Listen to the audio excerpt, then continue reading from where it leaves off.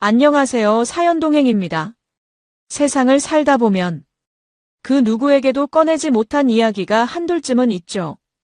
이곳은 그런 마음들을 조용히 들어주는 작은 공간입니다. 구독은 공짜지만 그 마음은 참 귀하고 고맙습니다. 구독해주신다면 큰 힘이 될 거예요. 자, 그럼 오늘의 사연 시작합니다. 안녕하세요. 제가 이런 방송에 사연을 보내게 될 줄은 정말 몰랐습니다. 저는 올해 42살인 김대주라고 합니다. 작은 인테리어 업체를 운영하고 있고 아내 송유진과는 결혼한 지 벌써 10년이 넘었습니다. 유진이는 38살이고 마케팅 회사에서 일하고 있어요. 저희 부부는 아이가 없어서 조용한 맞벌이 생활을 하고 있었습니다. 지금까지 저는 제가 평범하고 행복한 가정을 꾸리고 있다고 생각했습니다. 매일 새벽 일찍 일어나서 현장으로 나가고 저녁에 돌아와서 아내와 함께 저녁을 먹는 것이 일상이었죠. 주말에는 같이 시장도 보고 가끔 영화도 보러 가곤 했습니다. 제가 보기에 유진이는 착하고 성실한 아내였어요. 물론 가끔 작은 다툼은 있었지만 어느 부부가 그렇지 않겠습니까? 그런데 몇 달 전부터 뭔가 이상한 점들이 하나둘씩 눈에 띄기 시작했습니다. 유진이가 평소보다 부쩍 꾸미기 시작한 거예요. 원래 화장도 진하게 안 하고 옷도 단정하게만 입던 사람이었는데 어느 날부터 새 옷들이 옷장에 가득 걸려 있더라고요. 브랜드 옷들이 많이 늘어났고 화장품도 고급 제품들로 바뀌었습니다. 제가 물어보니까 회사에서 승진했으니까 이미지 관리를 해야 한다고 하더라고요. 그럴듯해서 특별히 의심하지 않았습니다. 외출도 잦아졌어요. 평소에는 퇴근 후 집에만 있던 사람이 갑자기 동창 모임이 많아졌다고 하면서 주말에도 자주 나가게 됐습니다. 그것도 처음엔 자연스러워 보였어요. 사회생활이 넓어지는 것 같아서 오히려 좋다고 생각했거든요. 하지만 시간이 지날수록 뭔가 석연치 않은 구석들이 보이기 시작했습니다. 가장 이상했던 건 핸드폰을 대하는 태도였어요. 예전에는 핸드폰을 아무렇게나 두고 다녔는데 어느 날부터 화면을 아래로 뒤집어 놓거나 아예 다른 방에 두고 오는 경우가 많아졌습니다. 화장실 갈 때도 핸드폰을 들고 가고 샤워할 때도 근처에 두고 가더라고요. 혹시 제가 볼까봐 그러는 건 아닌지 의심이 들기 시작했습니다. 그리고 저와 대화하는 방식도 변했어요. 예전에는 회사 일이나 일상적인 얘기를 자주 했는데 갑자기 말수가 줄어들고 피곤하다며 일찍 자는 날이 많아졌습니다. 부부관계도 예전 같지 않았고요. 제가 다가가면 피곤하다며 돌아 누워버리는 경우가 대부분이었습니다. 가장 결정적이었던 건 향수 냄새였어요. 유진이가 평소에 쓰던 향수가 있었는데 어느 날부터 전혀 다른 향수 냄새가 나기 시작했습니다. 물어보니까 회사 동료가 선물로 줬다고 하더라고요. 그때까지도 저는 의심보다는 그럴 수 있겠다는 생각이 더 컸습니다. 하지만 지금 생각해보니 그때부터 모든 신호가 있었던 거죠. 제가 눈치가 둔했던 겁니다. 그런데 정말 모든 것이 달라진 순간이 왔습니다. 어느 주말 아침이었어요. 유진이가 샤워를 하러 들어갔는데 거실 소파에 핸드폰을 두고 갔더라고요. 평소 같으면 절대 그럴 일이 없는데 말이죠. 그런데 갑자기 핸드폰에서 메시지 알림 소리가 났습니다. 처음엔 그냥 무시하려고 했어요. 남의 핸드폰을 보는 건 예의가 아니라고 생각했거든요. 하지만 알림이 계속 울리더라고요. 그래서 혹시 급한 일인가 싶어서 화면을 봤는데 거기에 떠있는 내용을 보고 정말 세상이 무너지는 것 같았습니다. 발신자는 오빠라고 저장되어 있었어요. 그리고 메시지 내용이 어제 입은 원피스, 아직도 생각나. 오늘은 더 보고 싶어. 라고 되어 있었습니다. 그 순간 머릿속이 하얘졌어요. 손이 떨리기 시작했고 심장이 터질 것 같았습니다. 저는 급하게 그 메시지를 스크린샷으로 찍어서 제 핸드폰으로 전송했습니다. 그리고 연락처도 확인해봤죠. 오빠라고 저장된 번호가 있었고 그 사람과 주고받은 메시지들이 엄청 많았어요. 하지만 대부분 삭제된 상태였습니다. 샤워실에서 물소리가 들리고 있었지만 저는 정신이 없었습니다. 혹시 제가 잘못 본 건 아닐까, 혹시 이건 단순한 오해일까 싶어서 계속 핸드폰을 들여다봤어요. 하지만 아무리 봐도 명백한 상황이었습니다. 그때 갑자기 샤워실 문이 열리는 소리가 들렸어요. 저는 급하게 핸드폰을 원래 자리에 두고 아무렇지 않은 척 텔레비전을 보고 있었습니다. 유진이가 나오더니 여보, 뭐해? 라고 물어보더라고요. 저는 그냥 뉴스 보고 있어라고 대답했지만 목소리가 떨리고 있었습니다. 유진이는 핸드폰을 집어들고 화면을 확인하더니 별다른 반응 없이 방으로 들어갔어요. 저는 그 모습을 보면서 정말 배신감이 치솟았습니다. 10년 넘게 함께 산 아내가 다른 남자와 그런 메시지를 주고받고 있다는 사실이 믿어지지 않았어요. 하지만 저는 성급하게 행동하지 않기로 했습니다. 확실한 증거를 더 모아야겠다고 생각했어요. 그래서 그날부터 유진이의 행동을 더 자세히 관찰하기 시작했습니다. 언제 외출하는지, 누구와 통화하는지, 어떤 표정을 짓는지 모든 것을 지켜봤어요. 며칠 후 유진이가 또 동창 모임이 있다며 외출했습니다. 저는 그날 몰래 따라가 봤어요. 차로 멀리서 지켜보니까 유진이는 동창들과 만난 게 아니라 한 남자와 단둘이 만났더라고요. 그 남자는 제가 본 적 없는 사람이었습니다. 둘이 식당에서 나와서 손을 잡고 걸어가는 모습을 보는 순간 제 가슴 속에서 뭔가 터져버렸습니다. 더 이상 의심의 여지가 없었어요. 집에 돌아와서 저는 혼자 방에 앉아 있었습니다. 머릿속이 복잡했어요. 이런 상황에서 어떻게 해야 할지 모르겠더라고요. 화가 나서 당장 따져 물어보고 싶었지만 또 한편으로는 혹시 제가 잘못 본 건 아닐까 하는 생각도 들었습니다. 무엇보다 확실한 증거가 필요했어요. 그런데 다음 날 아침 결정적인 순간이 왔어요. 유진이가 또 샤워를 하러 들어갔는데 이번에는 핸드폰을 침대 위에 두고 갔더라고요. 저는 이번 기회에 확실히 확인해 보기로 했습니다. 핸드폰을 들어봤는데 다행히 잠금이 해제되어 있었어요. 메시지를 확인해 보니 그 오빠라는 사람과 주고받은 내용들이 정말 충격적이었습니다. 서로 사랑한다는 말들, 만나자는 약속들, 그리고 저에 대한 험담까지 있었어요. 남편은 일밖에 모르는 무료한 사람이야. 빨리 정리하고 싶어, 이런 내용들이 있었습니다. 저는 그 모든 내용을 스크린샷으로 찍어서 제 핸드폰으로 전송했어요. 그리고 그 남자의 전화번호도 따로 저장해뒀습니다. 통화 기록도 확인해봤는데 거의 매일 그 사람과 통화하고 있었더라고요.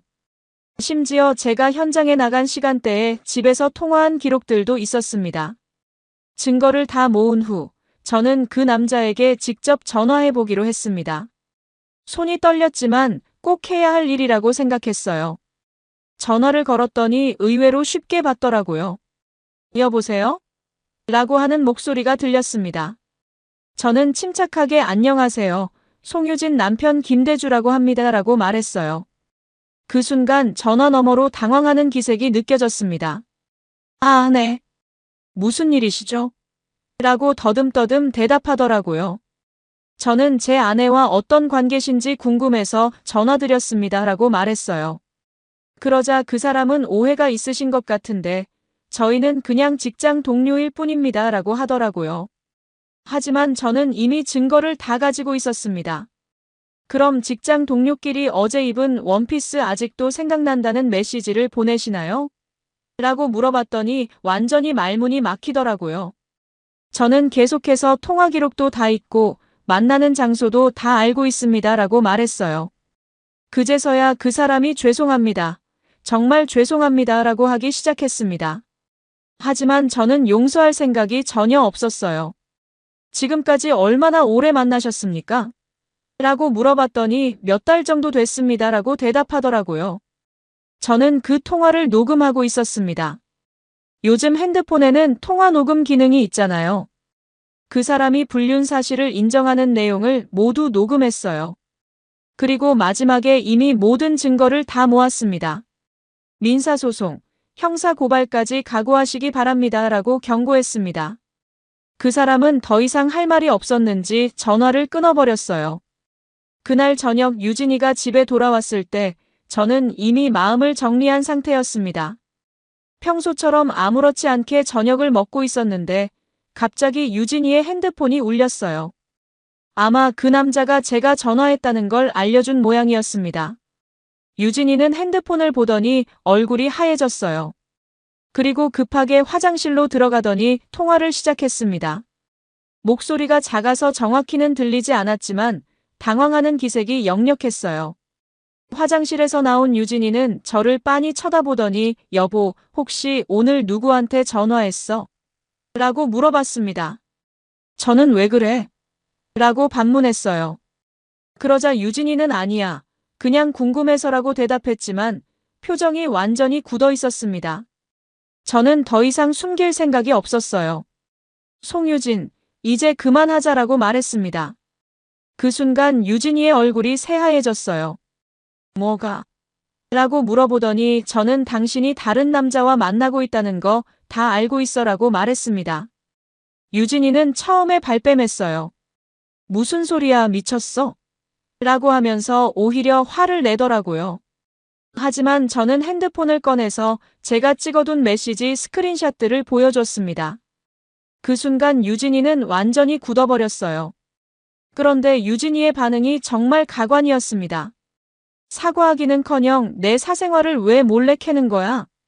당신이 더 이상해라고 하면서 오히려 저를 비난하더라고요. 핸드폰 몰래 보는 게 정상이야? 라고 하면서 적반하장도 이런 적반하장이 없었습니다. 저는 정말 어이가 없었어요. 당신이 바람을 피워놓고 나보고 이상하다고 해? 10년 넘게 같이 산 사람이 이럴 수가 있어? 라고 말했죠.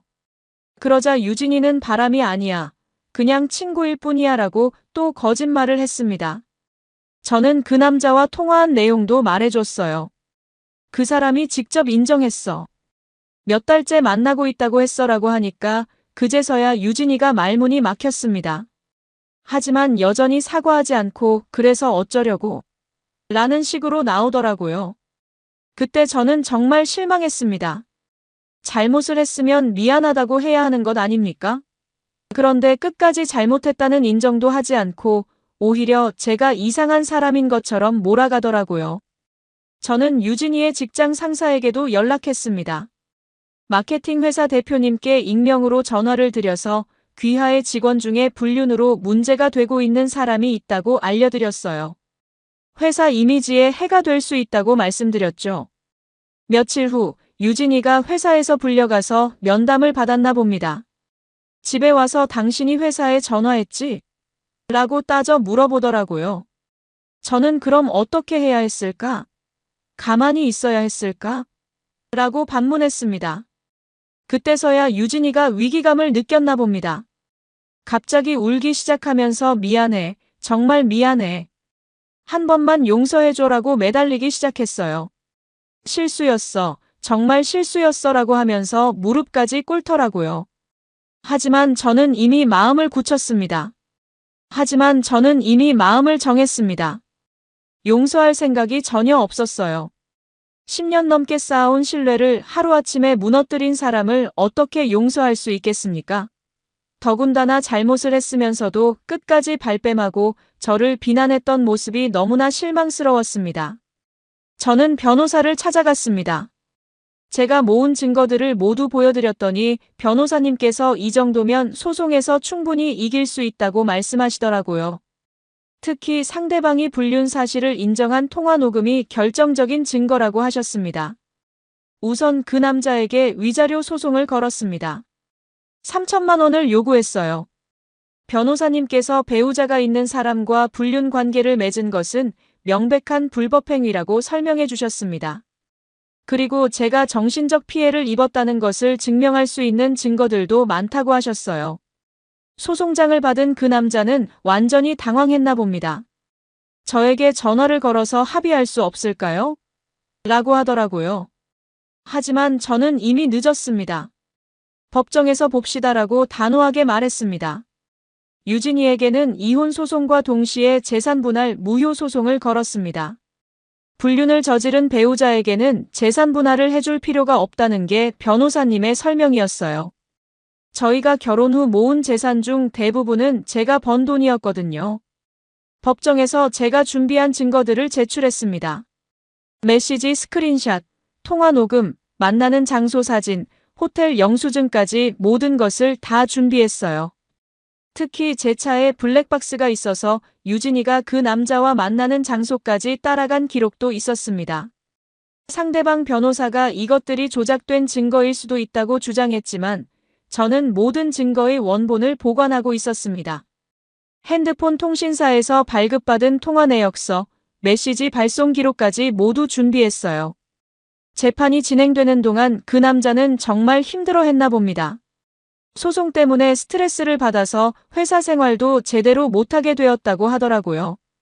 동료들 사이에서도 소문이 퍼져서 눈치가 보인다고 했습니다. 유진이도 마찬가지였어요.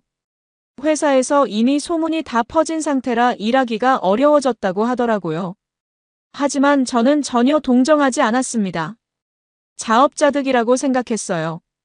재판부에서는 제가 제출한 증거들을 모두 인정했습니다. 특히 상대방이 불륜 사실을 직접 인정한 통화 녹음이 결정적이었다고 하더라고요. 그리고 불륜으로 인해 제가 입은 정신적 피해도 충분히 인정받을 수 있다고 판단했습니다. 변호사님께서는 이렇게 체계적으로 증거를 모은 경우는 드물다고 말씀하셨어요.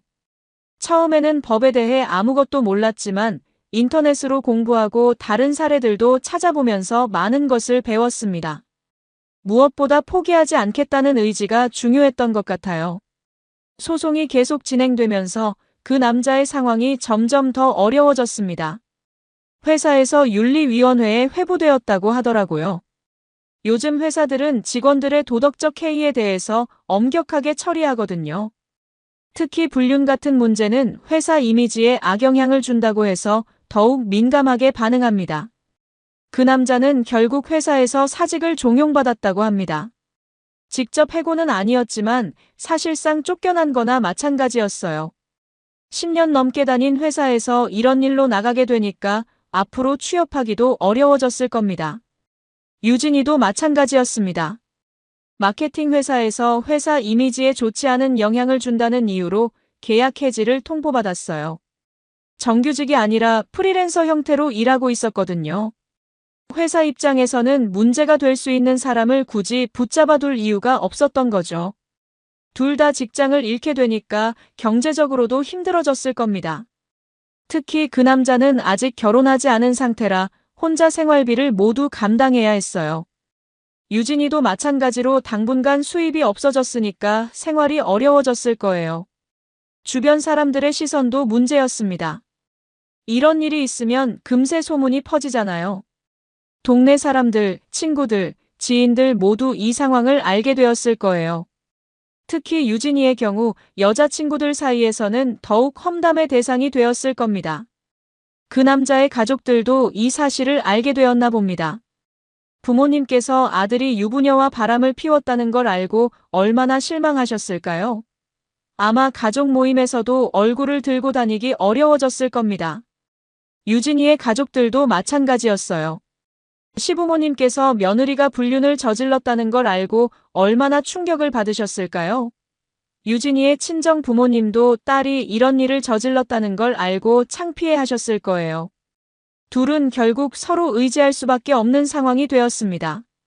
직장도 없고 주변 사람들의 시선도 차갑고 가족들에게도 면목이 없는 상황에서 서로밖에 믿을 사람이 없었을 거예요. 하지만 이런 관계가 과연 오래 갈 수 있을까요?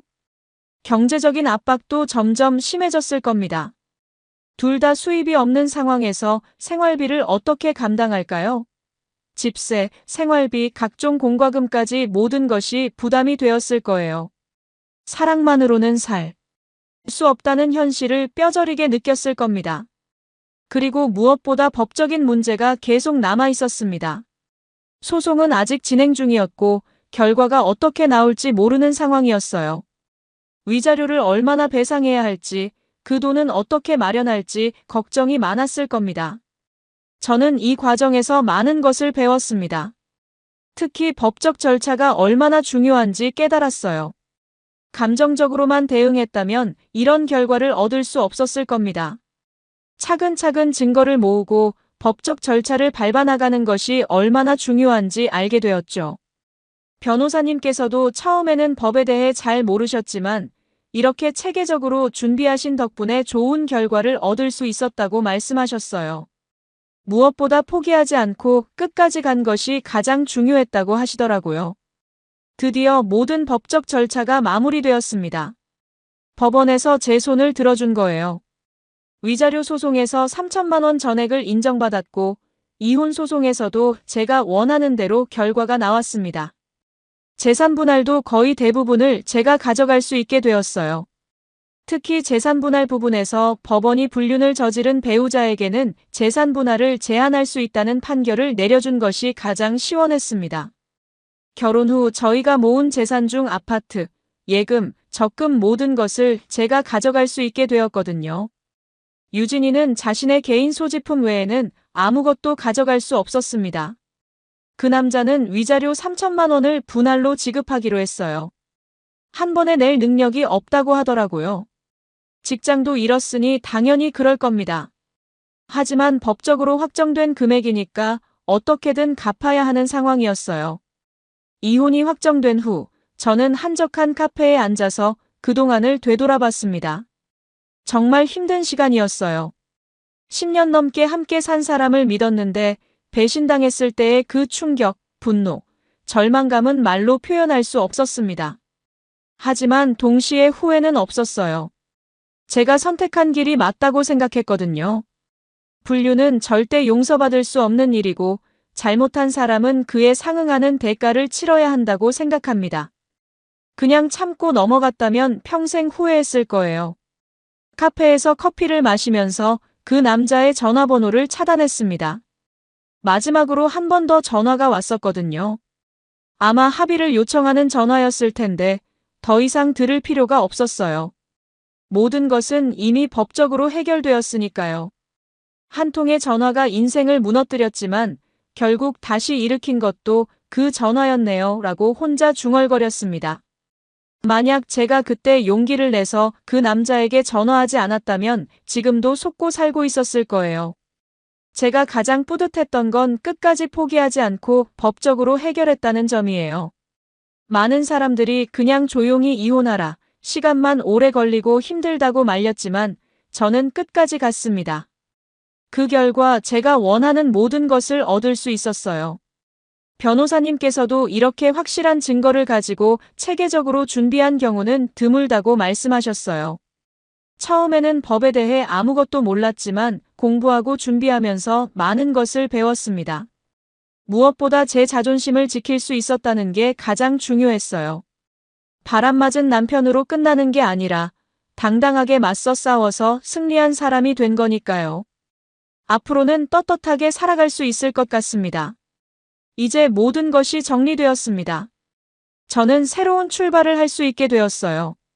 무엇보다 마음의 평화를 되찾은 것이 가장 큰 변화였습니다.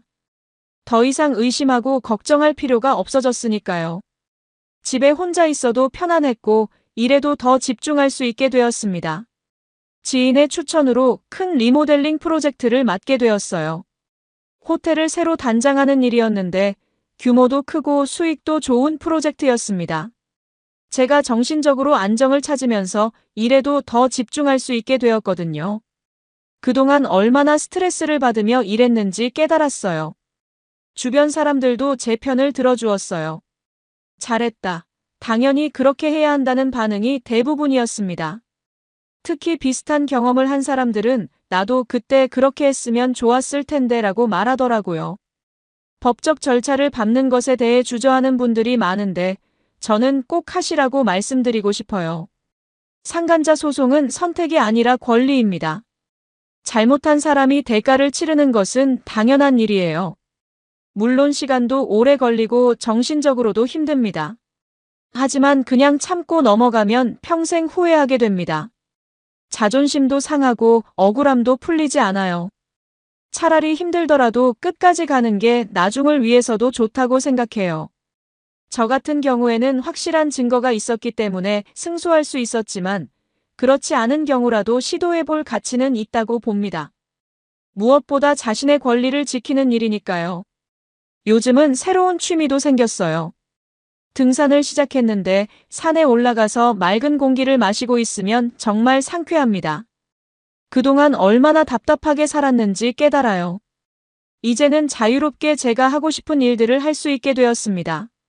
무엇보다 이제는 거짓말과 배신에 시달릴 필요가 없어졌다는 게 가장 큰 변화예요. 진실한 관계, 신뢰할 수 있는 관계만 유지하면서 살 수 있게 되었습니다. 혼자 사는 것이 외롭다고 생각할 수도 있지만 저에게는 오히려 평화로운 시간입니다. 제 이야기를 요약하면 42살 인테리어 업체 운영자인 제가 10년 넘게 함께 산 아내 송유진의 불륜을 발견하고 법적으로 대응해서 완전한 승리를 거둔 이야기입니다. 아내가 오빠라는 남자와 주고받은 메시지를 우연히 발견한 것이 시작이었어요. 체계적으로 증거를 수집하고 상간남에게 직접 전화해서 불륜 사실을 확인받았습니다. 아내는 끝까지 발뺌하고 오히려 저를 비난했지만 저는 포기하지 않고 위자료 소송과 이혼 소송을 진행했어요. 결국 위자료 3천만 원 전액을 받고 재산 분할에서도 대부분을 가져올 수 있었습니다. 불륜을 저지른 두 사람은 직장을 잃고 경제적 어려움을 겪게 되었고 저는 새로운 삶을 시작할 수 있게 되었습니다. 여러분들은 이런 상황이 되면 어떻게 하실 건가요? 그냥 참고 넘어가시겠습니까? 아니면 저처럼 끝까지 법적으로 대응하시겠습니까? 여러분, 오늘 사연 어떻게 들으셨나요? 지금 이 순간 무슨 생각이 드셨는지도 궁금합니다. 여러분의 소중한 생각을 댓글로 남겨주세요.